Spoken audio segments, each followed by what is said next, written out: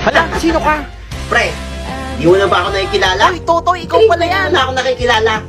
Ako to, si Totoy, yung inaapi ng pamilya nyo. Hala, ang yaman mo na ako pala. to, yumaman na ako.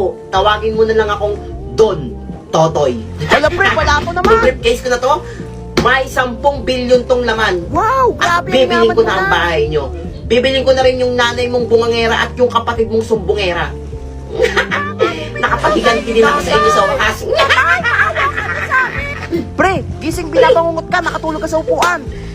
Ano, panaginip lang yun. Oo, pre, nananaginip ka. Sayang. Kala ko mayaman na ako eh.